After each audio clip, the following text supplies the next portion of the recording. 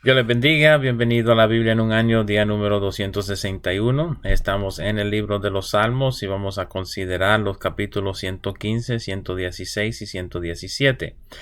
El Salmo 115 se centra en la adoración a Dios por encima de la adoración a los ídolos de las naciones paganas. Noten el primer verso, cual parece indicar que este salmo haya sido escrito luego de una victoria militar para agradecer a Dios por su respaldo de Israel y para definir que solo Jehová es soberano Dios, y todo lo demás son meros ídolos sin poder. El verso 3 contesta el verso 2 para las naciones cuales preguntan sobre el lugar de Dios. Dios habita los cielos, por lo tanto no es visto entre los hombres. Por estar por encima de la creación, hace según su complacencia. Los versos 4 al 7 describen los ídolos de plata y oro como imágenes sin poder. No hablan, no escuchan, no huelen, no palpan, no andan y ni siquiera pueden hacer algún sonido con sus gargantas. Que el salmista traiga a luz todas estas observaciones de las imágenes y los ídolos tiene el propósito de hacer un contraste con el Dios verdadero, cual sí habla, escucha, huele, palpa, anda y ruge con su garganta. Noten el verso 8, cual indica que quienes los hacen y se sujetan a ellos vienen a ser igual a ellos, o sea, impotentes, sin poder alguno. Los versos 9 al 11 son un clamor a Israel a confiar en Jehová su Dios. Noten las tres referencias a los grupos distintos en este clamor. Primeramente en el verso 9, la casa de Israel. Siendo que Judá no es mencionado en este salmo, parece ser que fuera escrita antes de la división del reino, probablemente durante el tiempo de David o Salomón. Recuerden que Saúl e Isboset también reinaron antes de la división del reino, pero es más probable que el salmo fuera escrito durante el tiempo de David o Salomón. Segundo, en el verso 10, la casa de Aarón, cual es una referencia al sacerdocio. Tercero, en el verso 11, los que temen al Señor.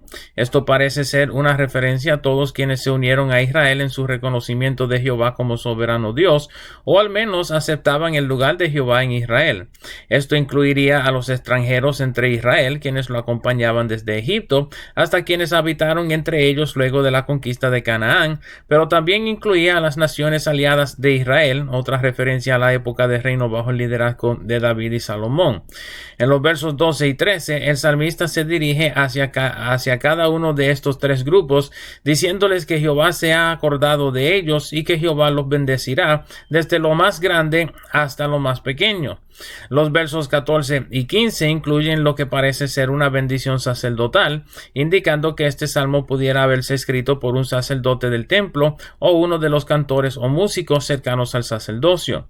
El salmo termina en los versos 16 al 18 con una declaración de la soberanía de Dios en el verso 16, una anticipación de su obra a favor de su pueblo en el verso 17 y una última invocación al pueblo a adorar a Dios por siempre. El Salmo 116 es un cántico de agradecimiento por su salvación y restauración. En los primeros 4 versos, el salmista describe su agradecimiento de Jehová por haberle escuchado su clamor cuando pensaba que moriría. Noten la referencia a las angustias del Seol en el verso 3. Durante su tiempo de angustia y temor de muerte, el salmista clamó a Jehová para que librara su alma. Noten en los versos 5 al 7 cómo el salmista describe la bondad de Jehová hacia su persona, diciéndole a su propia alma que regresara a su reposo, precisamente por la bondad y la misericordia de Dios. Los versos 8 y 9 se dirigen directamente a Dios, describiendo cómo Jehová libró su alma de la muerte, sus ojos de lágrimas y sus pies de resbalar. La liberación de su alma y de sus ojos van en conjunto con su proceso de enfermedad y restauración de salud. Pero que Jehová librara sus pies de resbalar es una indicación de que Jehová le ayudó a retener su fe en medio del quebranto físico de su cuerpo. Con esto en mente debemos notar que el verso 9 no habla solo de andar con vida, sino de andar con fe y en rectitud. Los versos 10 y 11 describen su lucha interna para retener su fe, aun cuando confesaba estar afligido y en medio de su preocupación de que todos fueran mentirosos. Estas palabras fácilmente pudieran ser de David, quien en varios salmos que hemos leído ha hecho referencia a su enfermedad y el deseo de los hombres cercanos a él de acabar con su vida y tomar su reino. En los versos 12 al 14, el salmista describe cuál será su devoción a Jehová ahora que Dios lo ha restaurado de su quebranto físico. En el verso 12 reconoce que sus hechos son poco ante la grandeza de Dios y no hay cómo pagar los beneficios de Jehová en su vida. Sin embargo, se compromete a invocar el nombre de Jehová y pagar sus tributos y votos públicamente a Jehová. Seguramente notarán la similitud de estos versos a las promesas de David en varios salmos. De particular interés en este segmento es el verso 13, cual menciona la copa de salvación. Mucho se ha comentado sobre el significado de esta frase en este salmo, pero dos explicaciones parecen ser dignas de mención aquí. Primeramente, la copa de la cena de la Pascua, la cual se celebraba todos los años durante el primer mes. La copa era simbólica de la sangre de Jesús y fue la copa utilizada por Jesús durante la última cena con sus discípulos para instituir el nuevo pacto. Segundo, y de igual valor, es la interpretación de la copa de salvación como el lote cual le ha tocado al salmista vivir. La Biblia utiliza el término de copa en varios lugares para hacer referencia a la suerte cual le ha tocado vivir a uno. Una buena referencia es la oración de Jesús en el Getsemaní, en donde pide que Dios hiciera pasar de él la copa del sufrimiento. En este salmo, el salmista se compromete a alzar la copa de salvación en alto, indicando su aceptación y dedicación al propósito de la copa, lo cual es la salvación de Jehová en este instante. El verso 15 describe el sentir de Jehová en cuanto a la muerte de sus santos, y el salmista menciona esto cerca del final de su salmo para explicar que su muerte hubiese sido igualmente una demostración de la benignidad de Dios y la bondad de Jehová hacia él. Sin embargo, en los versos 16 al 19, el salmista reconoce que Jehová se plació por el momento en restaurarle salud y vida, y por lo tanto, él viviría el resto de sus días agradeciéndole a Jehová públicamente por sus hechos hasta que llegara el día de su partida, lo cual ya reconoce será precioso en los ojos de Jehová. El Salmo 117 es el salmo más corto y también el capítulo más corto de toda la Biblia. Contando por el número de capítulos en la versión Reina Valera, el Salmo 117 es también el capítulo número 595, cual lo pone precisamente en el medio de todos los capítulos de la Biblia, cuales son 1189.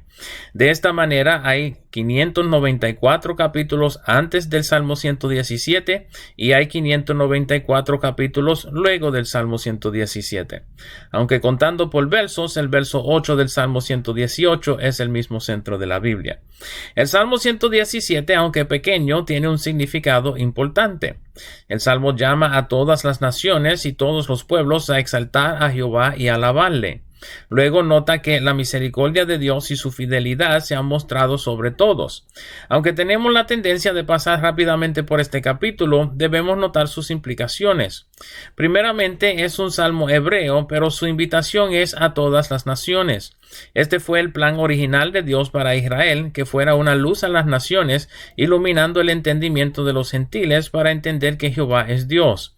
Segundo, el salmo va en línea con la promesa de Dios a Abraham de que en él todas las naciones de la tierra serán bendecidas, no tan solo Israel. Tercero, este salmo indica que la salvación o la misericordia y la fidelidad de Dios en este salmo no eran exclusivos a Israel, sino que eran para todo hombre.